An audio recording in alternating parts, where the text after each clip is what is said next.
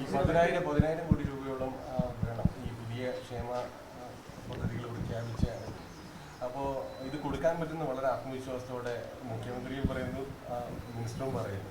അപ്പോൾ ഈ വരുന്ന തെരഞ്ഞെടുപ്പിൽ ജനങ്ങളുടെ വലിയൊരു പിന്തുണ സർക്കാരിന് ഉണ്ടാകുന്നതിൻ്റെ ഭയത്തിൽ നിന്നാണോ ഈ കോൺഗ്രസും അതോടൊപ്പം തന്നെ മറ്റുള്ളവരും ഇതിനെതിരെ പറയുന്നത്? അവർ പറയുന്നത് അടുത്ത സർക്കാരിൻ്റെ തലയിലാവും, ഇതൊന്നും കൊടുക്കാൻ പോകുന്നില്ല എന്നാണ് പറയുന്നത്.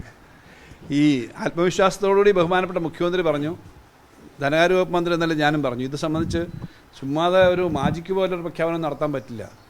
ലോട്ടറി എടുത്തിട്ട് പ്രഖ്യാപനം നടത്തുന്നതല്ല, തമാശയ്ക്ക് വേണം. ഇത് ലോട്ടറി വല്ലതും അടിച്ചോ സർക്കാരിന്? അങ്ങനല്ല, കൃത്യമായ ഒരു കണക്കും കാര്യങ്ങളും പഠിച്ചിട്ട് തന്നെയായിരിക്കും ചെയ്യുന്നത്. അതിനുള്ളൊരു പരിപാടി ആലോചിച്ച് വിശദമായി നോക്കി അതിൻ്റെ കാര്യങ്ങൾ നോക്കിയിട്ടാണ് പറയുന്നത്.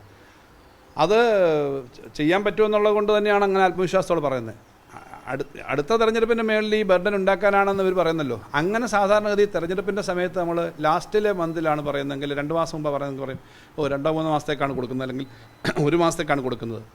ഞങ്ങൾ 6 മാസത്തെ ഉത്തരവാദിത്വമാണ് എടുക്കുന്നത്. 1 വർഷത്തിൽ കൊടുക്കേണ്ടതിന് 6 മാസത്തെ ഉത്തരവാദിത്വം എടുക്കുന്നത്. 6 മാസം കൊടുക്കുമ്പോൾ ഇത് കൊടുക്കാൻ പറ്റുന്നതാണെന്നുള്ള ആൾക്ക് ബോധ്യപ്പെടുമല്ലോ.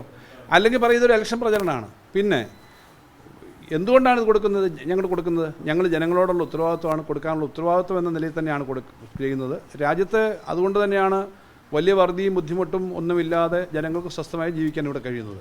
പിന്നെ UDF നേതാക്കന്മാരുടെ വല്ലാത്തൊരു ആശങ്ക ഇനി അടുത്ത് വരുന്ന ഗവൺമെൻറ് എങ്ങനെയാണ് ഇത് കൈകാര്യം ചെയ്യുന്നതെന്നുള്ളതാണ്.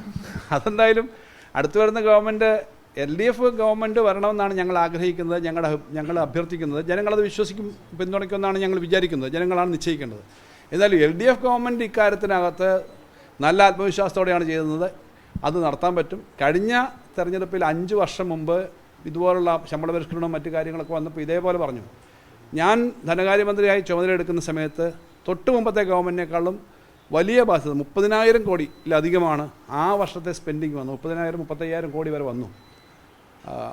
ആ ബാധ്യതയുണ്ടായിരുന്നു. വലിയ ബാധ്യതകൾ വരുമല്ലോ, സാധാരണഗതിയിൽ ഈ ബാധ്യതകൾ വരും. ആ ശമ്പള പരിഷ്കരണം ഞങ്ങൾ വന്നതുകൊണ്ടാണ് നടപ്പിലാക്കിയത്. അന്നും ഇതുപോലെ പ്രതിപക്ഷം പറഞ്ഞു ഇത് അടുത്ത ഗവൺമെൻറ്റിനെ തകർക്കാൻ വേണ്ടിയിട്ടാണ് ഇത് ചെയ്യുന്നതെന്ന് പറഞ്ഞു. LDF ഗവൺമെൻറ് അല്ലായിരുന്നു വന്നതെങ്കിൽ, തുടർച്ചയായിട്ട് ഈ ഗവൺമെൻറ് വന്നില്ലായിരുന്നെങ്കിൽ ആ പരിപാടികൾ പലതും നടത്താതെ നിർത്തിപ്പോയേനെ. അപ്പോൾ ഇത് നടത്താൻ പറ്റുമെന്നുള്ള ഉറപ്പാണ്. അത് നടത്തേണ്ട കമ്മിറ്റ്മെൻ്റ് ഉണ്ട്. അത് ചെയ്യാൻ പറ്റുമെന്നുള്ള വിശ്വാസത്തോടുകൂടി തന്നെയാണ് പറയുന്നത്. അത് ചെയ്യാൻ പറ്റും. എന്തായാലും പ്രതിപക്ഷത്തിൻ്റെ ആശങ്കയും ഈ സംശയങ്ങളും ഒക്കെ വളരെ ഗൗരവത്തോടെ ഞങ്ങൾ എടുക്കുന്നത്. എന്തായാലും ഇടതുപക്ഷ ജനാധിപത്യ മുന്നണി ഇത് തുടർച്ച വന്നു കഴിഞ്ഞാൽ ഇതെല്ലാം ചെയ്യുമെന്നുള്ളത് ഉറപ്പാണ്. ചെയ്യാൻ പറ്റുമെന്നുള്ള വിശ്വാസമുള്ള കാര്യങ്ങളെ പറഞ്ഞിട്ടുള്ളൂ എന്നാണ് പറയാനുള്ളത്.